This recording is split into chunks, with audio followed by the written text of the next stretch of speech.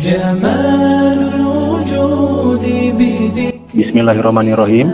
Alhamdulillah, setelah tahap 1 terjual habis, insya Allah akan segera launching Kafling Madani Amanah Komarudin tahap kedua. Berlokasi di pinggir Jalan Haji Komarudin, menjadikan lokasi kafling super strategis.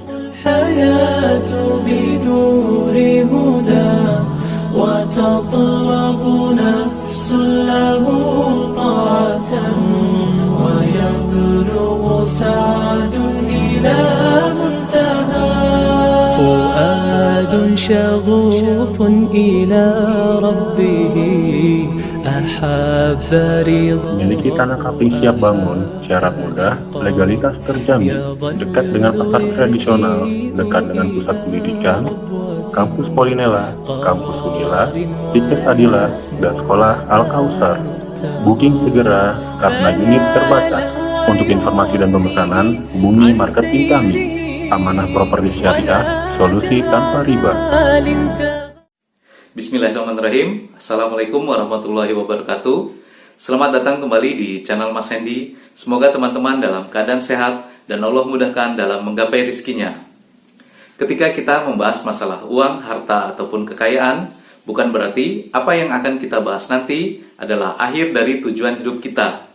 Tapi justru sebaliknya, bagaimana caranya agar uang, harta, ataupun kekayaan yang kita miliki bisa menjadi penolong kelak kita di akhirat. Kaya itu relatif tergantung dari sudut pandang yang berbeda. Nah, pada kesempatan kali ini, saya akan melanjutkan materi yang lalu, kenapa banyak orang tidak kaya, dan apakah kita calon orang kaya? Simak video ini sampai habis.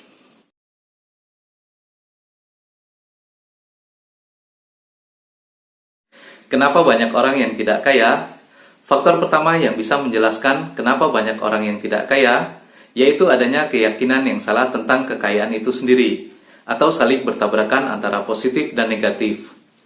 Otak manusia pada dasarnya secara sadar ataupun tidak hanya memikirkan dua hal, yaitu kesengsaraan ataupun kenikmatan. Apabila sesuatu hal dikaitkan dengan kesengsaraan, maka kita cenderung akan menghindarinya. Tetapi sebaliknya, apabila sesuatu hal tersebut dikaitkan dengan kenikmatan, maka kita cenderung akan mendekatnya. Pada kenyataannya, banyak di antara kita yang tidak pernah mendesain ataupun menyusun keyakinan yang benar tentang kaya itu sendiri. Justru sebaliknya, kita seringkali terbelenggu oleh kata-kata ataupun kalimat yang negatif. Misalnya, uang adalah sumber dari segala masalah. Awas nak, uang itu kotor. Kalau saya kaya, saya khawatir akan sombong. Kalau saya mempunyai rumah yang besar, pasti sulit membersihkannya. Kalau saya mempunyai mobil yang mewah, saya khawatir saya akan sombong, dan lain sebagainya. Untuk menjadi kaya, kita membutuhkan keyakinan yang benar tentang kaya itu sendiri dan meninggalkan keyakinan yang salah. Ada begitu banyak manfaat ketika kita menjadi kaya. Misalnya, menolong sesama ataupun lebih bermanfaat untuk orang banyak. Sekali lagi, kaya itu relatif tergantung dari sudut pandang yang berbeda. Ada orang yang bisa makan hari ini, dia sudah merasa kaya dan bersyukur. Ada orang yang bisa beramal ataupun bersedekah, walaupun hanya sedikit, tapi dia sudah merasa kaya dan bersyukur. Tetapi banyak juga orang yang sudah memiliki harta yang banyak, memiliki mobil yang mewah ataupun rumah yang mewah, tapi merasa tidak pernah cukup dan tidak pernah bersyukur. Sekali lagi, kaya itu relatif tergantung dari sudut pandang yang berbeda. Yang kedua, tujuannya tidak jelas. Alasan kedua kenapa kita tidak kaya, karena kita tidak pernah menentukan tujuan yang jelas. Atau seringkali tujuan tersebut berubah-ubah. Misalnya, hari ini kita ingin menjadi pengusaha restoran. Besok sudah kita ganti lagi karena kita ingin menjadi pengusaha cucian mobil. Lalu lusa kita ganti lagi karena kita ingin menjadi pengusaha peternakan. Dan minggu depan kita menggantinya lagi karena kita ingin menjadi pengusaha properti. Jika kita terus mengubah-ubah dari tujuan kita, maka kita tidak akan pernah mencapai target dari apa yang kita inginkan. Yang ketiga, menganggap tujuannya mustahil. Nah, pada poin ini, jika kita sudah merasa bahwa tujuan yang akan kita capai adalah mustahil, maka tindakan kita pun tidak akan merespon dengan baik. Kita lebih sering bermalas-malasan, loyo, tidak bertenaga, tidak fokus, ataupun tidak bersungguh-sungguh, dan lain sebagainya. Yang keempat, tidak merasa harus. Bila kita sudah menetapkan tujuan, tetapi tidak merasa harus, dan tidak ada dorongan untuk mencapainya, maka secara otomatis kita pun tidak termotivasi untuk menggapainya. Misalnya, kita ingin membelikan orang tua kita rumah yang sangat bagus. Bila kita tidak merasa bahwa itu sebuah keharusan, maka sampai kapanpun, walaupun kita sudah memiliki uang yang banyak, impian tersebut tidak kita wujudkan. Yang kelima, tidak memiliki strategi yang baik. Walaupun kita sudah menentukan tujuan yang tepat, sudah memiliki keyakinan yang benar, dan sudah merasa harus untuk mencapai tujuan, tetapi bila kita memiliki strategi yang salah, maka kita akan sulit untuk mencapai tujuan tersebut. Misalnya, kita memiliki usaha ataupun bisnis dengan strategi pemasaran A, tapi strategi pemasaran A tersebut salah ataupun tidak tepat. Maka sebaiknya kita jangan bertahan pada strategi pemasaran A. Lebih baik kita mencoba strategi pemasaran B, C, D, dan seterusnya. Jangan ubah tujuannya, tetapi ubah langkahnya. Selanjutnya, yang keenam, tidak melakukan monitor. Penyebab selanjutnya kenapa kita tidak kaya atau tidak pernah mencapai tujuan, karena kita tidak pernah memonitor apa yang sudah kita lakukan, baik itu prosesnya ataupun hasilnya. Apakah semakin mendekat pada tujuan atau justru sebaliknya, malah menjauh dari tujuan yang kita harapkan. Sebaiknya kita melakukan monitor pada pekerjaan, bisnis ataupun usaha kita secara berkala, baik itu harian, mingguan, bulanan, dan tahunan.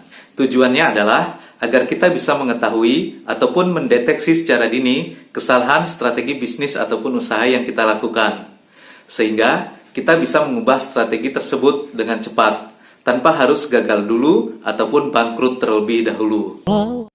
Yang ketujuh, menyalahkan segala sesuatu. Jika seseorang sudah mulai menyalahkan orang lain, menyalahkan faktor ekonomi, atau juga menyalahkan situasi, maka orang yang seperti ini tidak akan pernah belajar dari kegagalannya.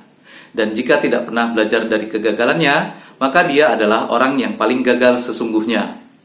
Kelemahan dari orang yang seperti ini adalah bahwa dia merasa dirinya paling benar dan tidak perlu bertindak lagi untuk mencapai tujuannya. Yang kedelapan, selalu beralasan. Jika seseorang sudah mulai beralasan dengan mengatakan seperti, saya terlalu muda, saya terlalu tua, saya cuma lulusan SMP, saya cuma seorang wanita, bagaimana saya bisa memulai sebuah bisnis ataupun usaha?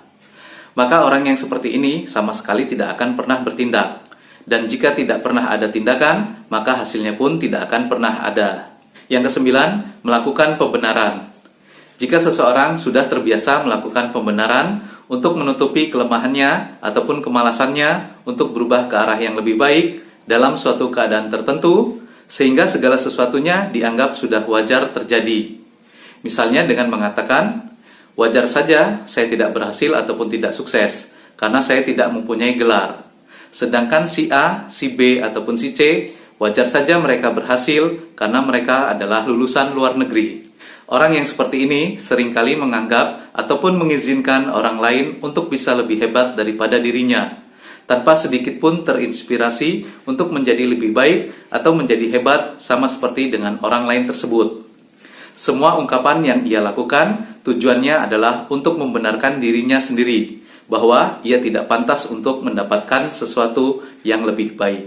Yang ke-10, tidak mengelola hidup dengan baik. Apabila hidup tidak kita kelola dengan baik, maka setiap tahunnya tidak ada yang bertambah dalam hidup kita. Hidup seperti sia-sia, tidak ada yang dihasilkan.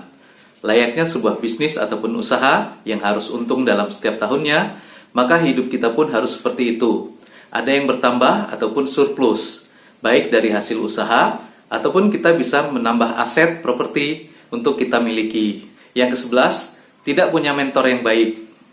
Jika dalam hidup ini kita mencoba segala hal dengan sendiri, maka kita akan membuang banyak waktu dan energi. Jauh lebih baik jika kita belajar dari yang sudah berhasil ataupun sukses. Belajar bisa kepada siapapun, kapanpun, dan dimanapun. Bisa kepada orang langsung, ataupun dari media online ataupun media cetak. Terakhir, poin yang ke-12. Pada poin ini adalah yang sering kita lupakan, yaitu lupa untuk berinfak dan bersedekah.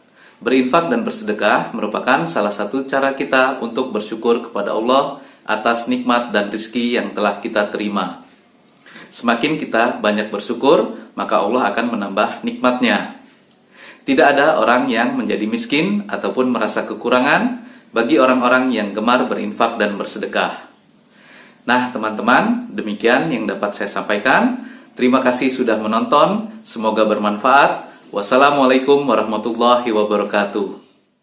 بالله كم تستطب القروح ويبرأ جروح الكسير الجريح وينشط ذاك السقيم العليل وقد كان بالسقم دهرا طريق تقال العثار العظام به ويغدو الهوى ككبش ذبيح بذكر الإله تطيب الحياة تسر أسارير وجه صبيح تسر أسارير وجه صبيح سبيل الدموع سبيل مريح